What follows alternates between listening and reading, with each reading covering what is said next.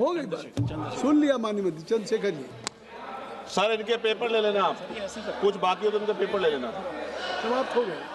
आप अपने पेपर ले कर देना। मंत्री जी जाके मिल लो। क्या धन्यवाद। 5 मिनट हो गए। वर्मा जी इधर आ जाओ, बात कर लेंगे।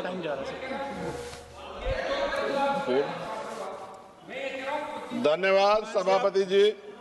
विकसित भारत गारंटी फॉर रोजगार एंड आजीविका मिशन ग्रामीण पर मैं अपनी गंभीर आपत्ति और सुझाव रखना चाहता हूं।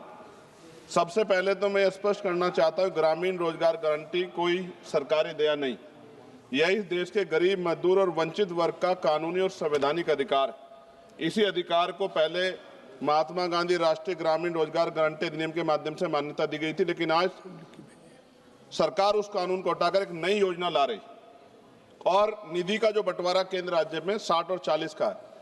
माननीय सभापति जी, आप भी उत्तर प्रदेश से आते हैं, मैं भी। उत्तर प्रदेश सरकार पे 8 लाख करोड़ का कर्ज है, हर नागरिक पे 31,000 का कर्ज। ऐसे में क्या राज्य इसको आगे बढ़ा पाएगा?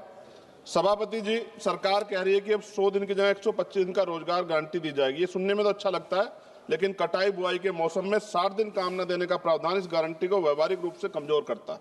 जिन राज्यों में कृषि एकमात्र विकल्प है, वहां मजदूरों के सामने काम भी नहीं, मजदूरी भी नहीं जैसी स्थिति बनेगी। ग्रामीण भारत में कृषि का संकट, मशीनीकरण, जलवायु आपदाएं तेजी से रोजगार खत्म कर रही है। ऐसे में 125 दिन भी अपर्याप्त है, जबकि कई राज्यों में लोग 300 दिन काम चाहते हैं, जिन्हें उन्हें काम करने से बाहर न रखा जाए। और सभापति जी, दलित आदिवासी हितों का स्पष्ट उल्लेख, मनरेगा से SC/ST समुदायों को जमीन से जुड़े काम, जल संरक्षण, सामुदायिक संपत्तियों के जरिए न्यूनतम सुरक्षा दी गई। नई योजना में SC/ST के लिए पृथक रूप से कोई लक्ष्य सुरक्षा का प्रावधान नहीं। और सभापति जी, आपदा के समय छूट सरकार की मर्जी पर, प्राकृतिक आपदा में छूट देना सरकार के विवेक पर छोड़ा गया, जबकि आपदा के समय तो सबसे ज्यादा बेरोजगारी, सबसे ज्यादा पलायन होता है। यह प्रावधान अधिकार नहीं, अनुग्रह बनता है। जब तक स्पष्ट जवाबदेही और दंड व्यवस्था नहीं होगी, ये प्रावधान सिर्फ कागजों में रह जाएगा। मैं कुछ सुझाव भी दे रहा हूं सभापति जी, मंत्री जी बैठे हैं। सामान्य मजदूरी नहीं है जो मनरेगा के मजदूरों को मिलती थी, सामान्य नहीं। मेरे यहाँ 232 या 37 रुपए मिलते हैं सर। मेरी मांग है कम से कम 500 रुपए न्यूनतम मजदूरी दी जाए और रोजगार गारंटी बिना मौसमी शर्तों के लागू की जाए।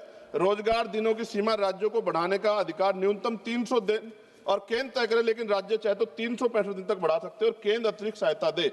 SC/ST और आदिवासी क्षेत्रों के लिए विशेष पैकेज, आदिवासी क्षेत्रों में 300 दिन की गारंटी, भूमि, जल, जल आधारित कार्यों की प्राथमिकता, पैसा और FRA कानून में तालमेल, महिलाओं के लिए अनिवार्य 50% कार्य, हर पंचायत में कम से कम 50% काम महिलाओं के लिए आरक्षित, मासिक धर्म अवकाश, गृह, जल, स्वच्छता, देखभाल कार्यों की प्राथमिकता। अंतिम पेज है सर। सभापति जी, काम तय करने का असली शक्ति ग्राम सभा, ग्राम पंचायत पर भुगतान में देरी होने के 30 सेकंड में खत्म करूंगा सर। भुगतान में देरी होने स्वतः मुआवजा अधिकारियों की व्यक्तिगत जवाबदेही तय की जाए। विकसित भारत सिर्फ इमारतों और आंकड़ों पर नहीं बनता, विकसित भारत तब बनता है जब गरीब के हाथ में योजना अधिकार होता है। सभापति जी, माननीय मंत्री जी को मैं कहना चाहता हूं, आप इसका नाम बदल रहे हैं, बहुत सोच समझ के आप कर रहे होंगे, तो मेरी आपसे आग्रह, आप इसका नाम बाबा साहब अम्बेडकर के नाम पे क्यों नहीं कर देते, जिन्होंने संविधान निर्माता है जो, और आपने इसमें जी राम जी जोड़ा है। अच्छी बात है, आपकी बहुत सारी योजनाएं राम जी के नाम पे है। मेरी आपसे मांग है, आप इसमें जी राम जी की जगह जय भीम जी कर दो, उसमें क्या चला जाएगा? आपको सबके हितों का ध्यान रखना चाहिए ना। मैं तो आपसे जानता हूं कि क्या था, मगर आपने उनके संविधान के साथ किस तरह का हाल कर रखा है, ये भी तो हम लोग जानते हैं। सभापति जी, एक सेकंड भाई, मैं तो सुझाव दे रहा हूं। आप सर शेखर जी, आप चेयर को कहिए। हाँ सर, आपके माध्यम क्यों कहते हैं? नहीं, थैंक यू सर। आपने 30 सेकंड मांगा था, 1 मिनट सर, ये बीच में बोल गए, थोड़ा सा वो हो गया। सर मैं खत्म कर रहा हूं 10 सेकंड में। मैं उनको नहीं कह रहा, मैं आपके माध्यम से कह रहा हूं मंत्री जी को, सर ये देश देख रहा है, आप अगर महापुरुषों का अपमान करेंगे तो लोग इसका चुनाव के समय हिसाब करेंगे। मेरी बात को याद रखें। धन्यवाद। जय भीम, जय भारत। सर, सर आपका